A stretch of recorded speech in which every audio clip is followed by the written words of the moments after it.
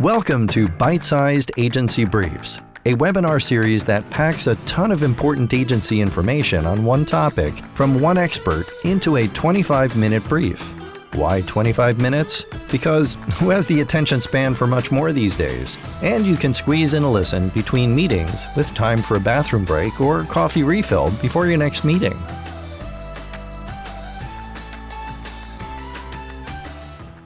Thanks for tuning in. This is Byte-Sized Agency Briefs. I'm your host, Steve Guberman from Agency Outsight, where I coach agency owners to build the agency of their dreams.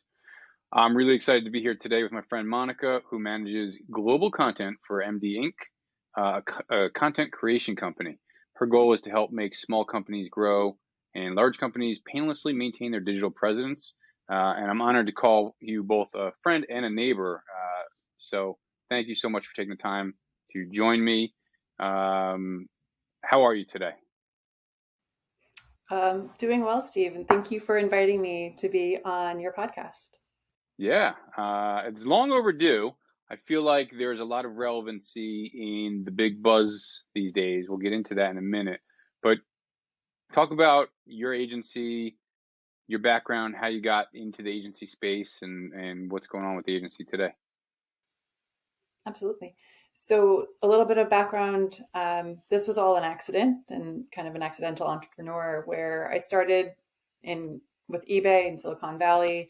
I had really great mentors and coaches and peers. And when it came time to move on, it was a no-brainer that I would continue creating content for different peers and different companies. And then over time, I mean, it's been, I think 12 years, it'll be this year, where I just grew a huge team of content writers around the world. We are always remote from the very start before it was cool. And businesses I work with really like that because it helps keep the costs down and they just get this beautiful project at the end of the deadline. So continuing on with that through the pandemic, I just grew my team even more, really interesting projects. Everybody's understanding the value of content creation and SEO. And I'm really fortunate to be in the position I'm in with my job. I love it. Interesting, you call it a job. So I'm gonna poke on that in a minute. But so your journey was in-house to becoming an agency owner. Obviously, 12 years into it, you've got to prefer this over being an actual employee in-house. Did you take that industry, and is that your focus industry, or are you guys more generalists, or how do you play? So we're industry agnostic, I'd say. So the B2C, so the eBays of the world are fantastic to work with and fun because it's high volume, very quick turnaround. And then the B2B stuff I work on, it's more quarter to quarter and year to year, where it's a little more strategic, a little more purposeful, not just focused on the SEO, but also the user experience so that they can share something valuable with their audience. So it's a very different type of writing, very different type of client. And I love it. Again, I love what I do because it helps the small guy kind of grow and get found. Whereas the larger companies with an in-house staff, that's all they do all day long. For smaller companies, less than 10 people even, they likely don't have a marketing department. And so any marketing that they do is just accidental. Interesting. Okay. So industry agnostic, but you're focusing on content for search to help those businesses grow and get found better. That sounds weird, but yeah, that's essentially what it is. You mentioned, all right, so you've got a job at your own agency. Is that what it feels like, or like what's your day-to-day as the owner? So maybe I misspoke when I said job. It's what I get to do every day, right? And I'm very happy I get to do this every day. My day-to-day is always very different because it depends where in the calendar certain clients are and if we're kicking off a new project. As you know, the beginning of any client engagement is always the most time sensitive and time heavy. But then after that, if the processes are in place, it's kind of lather, rinse, repeat, maintain, and then pivot as needed. If a campaign didn't do well, why didn't it do well? Let's make it do better next time. So my day-to-day really, really depends on what clients need me. Some days I get to work maybe 5-6 hours. Other days it's 12 hours. But I think that's just the life of an agency owner. Yeah, it can be. It doesn't have to be. It really depends. A lot of the clients or the agencies that I work with, at the onset is I'm working 12, 18 hours a day. How do I shift from that? And so it can be, but it doesn't have to be. And it really depends on the team that you have and the processes that you have.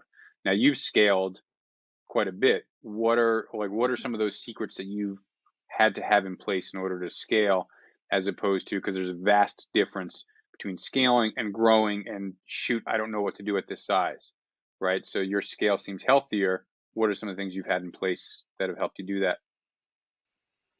I will say, back from the eBay days when I started the teams of global writers, I'd have hundreds of people under me, and I was only in my Hmm. 20s at the time, and that could be very overwhelming. But I didn't even have time to think about that because we had to push forward, and that's when I was really working crazy hours. But as I'm growing for my personal business, it's really working smarter, not harder. So unless we're working on a huge project with hundreds of product descriptions, really my core team is only 15 people, 20 if we're including the project managers. Hmm. So it's very, very much easier to manage a group of up to 20 as opposed to 500 where some of them don't speak English, which is fine because, for German content, they should speak German first. Right. Um, it is a different beast. Yeah. So that's a good point. You mentioned, for German content, you should be speaking the native language. You should be hip to the local cultures and nuances and things like that. And that's something you guys focus on, is localized content. Your client base, I assume, is global. Absolutely. Yeah. So, I mean, at this point in time, I think most companies are global or have the capability of being global. Like, I'm not sure if your agencies help people in England or Europe, but it's not out of the Hmm. question if a client came to you that you could also help them. Um, with with content, absolutely, it needs to be relevant for the market you're trying to explore. And I've made the argument where if it's a company based in Boston, you can't speak in just terms and references localized for Boston people. It needs to also be relevant for Texas and California, and let's add Canada and other countries that speak English into that too. You don't want it to be so white bread that it appeals to everybody, because then it's appealing to everybody rather than making somebody feel special and connected. Mm. So that's that personalized touch that you're able to do. So instead of it being robotic and just kind of built for the engines, you're personalizing it so it's built for the people, that it resonates with them on an emotional level. Correct. They make Now this, buying decisions emotionally, right? yeah. Now this might be giving away your secret sauce, but I mean, how do you do that? From like make giving it that emotional connection. So I like to hire people that are passionate and well versed in the topic they're discussing. So some of Hmm. my clients are life science related, pharmaceutical, med device. So they are all subject matter experts in their field. They're not just, a random person, um, where they might have done this for 20 years and now they're retired and just looking for some side cash, right? They don't need to be a full-time employee to write just 13 blogs a quarter for me. Hmm. So that's my secret sauce. They have a passion for it, or at least an interest in it, and obviously the competency to write about it. Yeah. And does everybody report into you? Like, are you managing this entire mass global team of writers? And if so, do you speak a whole lot of languages also? So yes and no for all of the questions you just asked, where I have project managers that specialize in those languages and they are also local to those markets. So when we had a project based on in Spain, where I had a Spanish project manager, all the writers were Spanish, and their preferred Spanish was Catalonian, because apparently there's a few Hmm. different types of Yep. Spanish. Um, and I made sure that everything was just so the client was comfortable with it. So my PM reported to me. If there was problems with the writers, they would come to me in their broken English, like we have a problem, let's take care of it. But I am the central hub for most of my clients to reach out to directly, because at the end of the day, it's my company. The buck stops with me. I have to make sure Hmm. everybody's happy on all fronts. And then if I speak many languages, I dabble, but I definitely don't speak fluently or read or write well enough to do any client justice with the content that they need. But during the pandemic, I started picking up a little bit of Italian, honing a little more of my Portuguese. And then I grew up speaking Czech and English, obviously. Wow. Okay, so you got a lot of languages going on there, and enough to navigate it, but not enough to be proficient that you're writing or editing content. And you've got people localized that can do that for you. So Absolutely. you're not just using the Google Translate button and saying, "We wrote an 800-word article. We're going to have it translated into 7 languages now." No, I mean there's an easy way to do things, and then there's the right way to do them. The grammatical Hmm. errors, and sometimes writers do try to pawn off content like that, just with Hmm. Google Translate or other platforms. And the editors and the PMs pick up on that right away. And I have a one strike policy. Like, I'll let you pass the first time, but the second time you're gone. And everybody knows that. And I try to be fair. But we can't have content that's plagiarized, stolen, poorly done, or just bad ethics on the team. So that'll bring me to the question then about easy versus done right. The big buzz now is AI. Agencies are Yeah. shaking in their boots in some cases that they're going to be replaced by Chat GPT, that a robot is going to do their job. How are you guys leveraging or tiptoeing into the space of AI? And are you leveraging it? How is it working with you and your team? So thank you for asking that question, Steve, because I have had this conversation that it's going to put me out of business, and I don't think it will. If anything, it Hmm. might pivot how we operate. But I have certain clients that say, absolutely no AI to write this. And I'm like, of course not. We would never consider that as part of the process. And I say this again because you need the human touch to appeal to humans. And when you spend so much time creating your brand guidelines, understanding what are reputable sources, what aren't, it's important that a human is able to objectively and subjectively look through those articles to cite their sources to create something that somebody wants to read. And currently, the way I understand ChatGPT works, they aggregate content from different sites. When things are repeated multiple times, they add more credence to that. And yes, they can Hmm. cite their source, but it doesn't make that opinion or that fact, and I'm using air quotes around that word, um, true. So that still needs to be verified. And so the time you would take to verify different facts, to review an article, to make it according to your brand guidelines, I would argue it's cheaper to just do it right the first time. It's like a kid in high school cheating. You kind of learn more by trying to write down everything on a 2x2 little cheat sheet than you would just studying it from the first time, right? So maybe I'll be proven wrong in a couple of years. I'll be out of business, or at least not content writing. We might just be editing, but I'm not too worried about it. Good. And I think that's the right mindset. I think the mindset, the fear-driven mindset of this is going to put me out of a job, and your clients have already said we don't want it written by robots.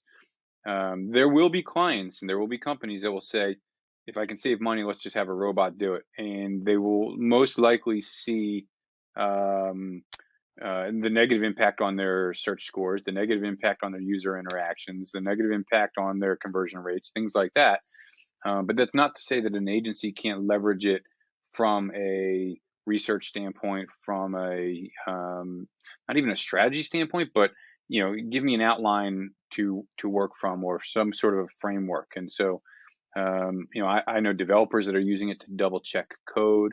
I just this morning read an article about somebody had it write a WordPress plugin for them in 5 minutes to do a thing for them. So like there are some merits to it, and I think it's pretty interesting, but I don't think it's going to put agencies out of business. And the clients that want to jump to it, they're probably not the right clients anyway, right? Right. What's the saying? You can have it fast, cheap, or good, but you can only choose two. Yes. I So, have that hanging on my wall right here. There's yeah, a and Venn diagram. Fast, cheap, and great. Yeah. great. Yeah. So if you only have to choose two, which would you choose? And if you're an agency just starting out or a company just Hmm. starting out, you're probably going to put more emphasis on the fast and cheap as opposed to the great. Yeah. So are you leveraging AI in any way as far as like upfront research or strategy support or keyword research or anything like that, or not even a little bit? So interesting about keyword research, we have software that helps with that. And then obviously access to Google Hmm. Analytics, Google Search Console, all of that, and kind of the tried and true ways. Um, Hmm. there's there's obviously help in that because they can scrape the data and we can understand what people actually want to read versus what we think they want to read. Sometimes those are very different things. Yeah. I want to touch on also a company that I used to work through creating content, Search Metrics. And I don't know if you've heard of them, but it makes it, in my opinion, like the first AI for SEO, where it tells you how many times to use what keyword, the volume of content you need to include, whether it's 500 or 5,000 words. And then you can kind of pop in and see where successful companies are ranking and see what sentences they're choosing with those keywords. So technically, you can plug in every successful sentence from these websites and be competitive against them. Will the story make sense at the end? I don't know. You still need the human to figure that out and put the puzzle pieces together. But it has been around for a while, and it's obviously very expensive and cost prohibitive for some smaller companies to use per brief. But it's not impossible to mix the AI or software related content into your brand guidelines, but you need that human to be the intermediary there. Yeah, I love that for you and your team, it keeps coming back to that human touch, the emotional connection to the content, and not just writing for the robots. The thing that I think is super interesting about the robots is a lot of it is historical, and we can see what's performing based on what has performed. We can run it against an algorithm, but you really don't get that, not even speculative, but the user intent or the buyer's intent on how this might make them respond or react. I mean, does AI help in that sense? Maybe you would know better than me, but I'm going to say no to that. Okay. Unless you can specify, I want a piece that talks about why I shouldn't buy the iPhone 14, right? Where you're talking the converse side. I don't know. Yeah. To me, I think, it's all, and you mentioned it's all emotional response. So what's going to make me respond in a way that the brand wants me to respond, buy a thing or do some sort of a conversion, right? And so if the robots can say, if you write it in this way versus in this way, and like you said, Search Metrics says, if you use these keywords this amount of times with this volume, that'll make people do a certain thing. I mean, that's the psychology of advertising. That's the psychology of marketing, psychology of content. So yeah, to me, that's pretty interesting stuff that I think some agencies play into that far better and effectively than others. But I mean, you guys are not just content, your search results, your search optimization, right? Absolutely. So my approach has always been, and I would like to continue to do it, 51% is for the user, 49% is for Google. So everything is optimized for the reader to get to the bottom of the page, because if they're not reading to the bottom, that's not going to help the Google machine understand that your value and your content is relatable. You want them to click around, not click off. So writing for the person, writing with the human touch, not with, first person directive of, oh, I use this product and it's wonderful. We're not writing reviews of products. It's more of, why do you need this product? How will it change your life? How will it be a good gift? How will it help your health? Whatever the call to action is, it needs to be written throughout the piece, not just at the end or as an afterthought. Yeah. Yeah, I think that's vital, and I love that you guys focus on that. So switching away from the tactical part of what you do, I want to ask more kind of top level stuff about your business. So being a woman-run business, what do you do to maintain culture with a global team, but also how do you feel, or do you feel like you're at an advantage or disadvantage or playing in the tech industry as a woman-run business? So I was just thinking about this the other day. Being in tech, I'm usually one of the only, if not a few, women in the room. The majority is always male, and it always has been. And the other side of it is the medical device, pharmaceutical companies that are all throughout New Jersey are mostly male dominated as well, right? So I'm, again, usually the only woman or one of two women in the room. I don't see that as a problem because I know the value of the content and what I can do for their company. So that doesn't bother me. The only time it counts to a disadvantage is when people try telling me how to do my job. And they are a professional in their field and what they do, and they're hiring me because I'm a professional in my field and what I do. So regardless of their gender or identity, I'm there to do something and they're there to hire me to do it. And so as long as we have that mutual respect, it's been fine. For some people on my team, and the majority of my team are female. I do have some men in the PM position as well as writers and editors, but the majority is female, and that's not on purpose. I'm not hiring them because they are women. I am hiring them because they are capable to do the job I need and they can deliver results that I need. They just happen to be women. So keeping up morale, if they have to deal with a client that's not too happy, I'll usually join that call. And, with our powers combined, we can get to a resolution. But generally setting the expectation from the beginning that we're peers and we're equals, we're on the same team, it kind of mitigates any potential problem. But, you can fire a client just like they can fire a vendor. Yeah. And I always encourage the heck out of that. But I love that you focus on talent first, both from your perspective in a room as maybe one or only one of a few female experts, but also in how you're finding talent. You're focusing on talent first. And I don't think there's a right or wrong way to do that. I know plenty of agencies that we are focused on elevating women and we want an all female led team. And so awesome. But I think the talent needs to speak for itself. And if they happen to be female, great. You're helping elevate them as well, which is really awesome. And I certainly commend that. What about culture? I mean, how do you maintain that in a global team? Great question. I don't think I'm doing a good enough job, or as good as I would like to do, maintaining the culture. We will have an all hands in May up in Boston because I'll have a few writers in town for that. But that'll be the first Awesome. time we're actually seeing each other in years. And it won't be my whole team. Obviously, not everybody can get out there. So it will be a great group, and hopefully we'll have some good laughs and kind of grow with each other. But it's always been remote, and some people have been working with me for 10 years. They kind of came with me from the eBay time. I've never met them. Right. So how do you have culture with somebody that you've never had a handshake with or, Hmm. shared a cup of coffee with? So it'll be interesting as I grow into this role more and more each year if I can meet more people in person. But it's not mandatory.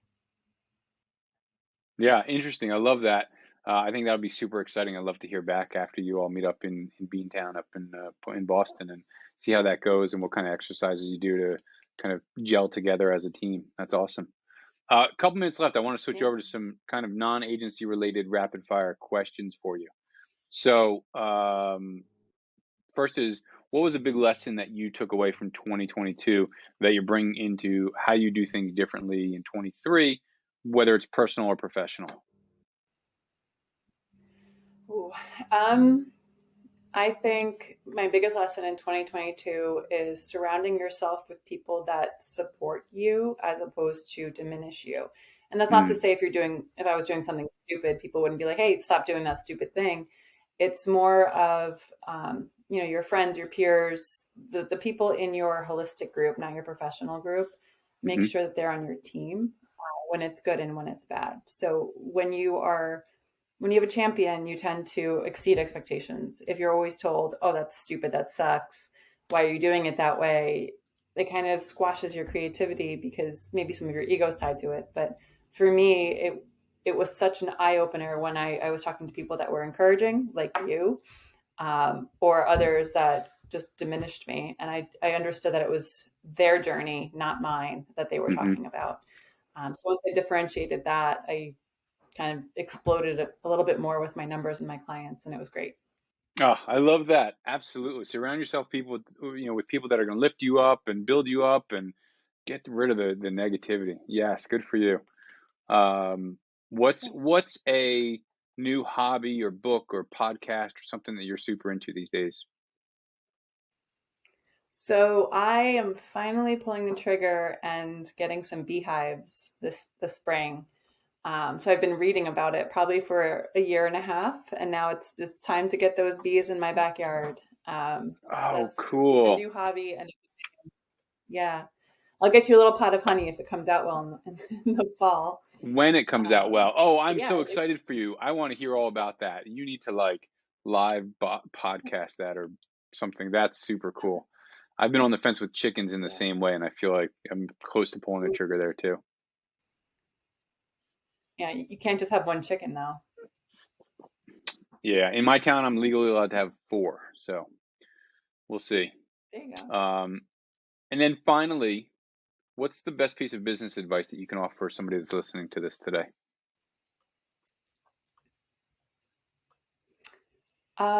This quote's kind of stuck with me.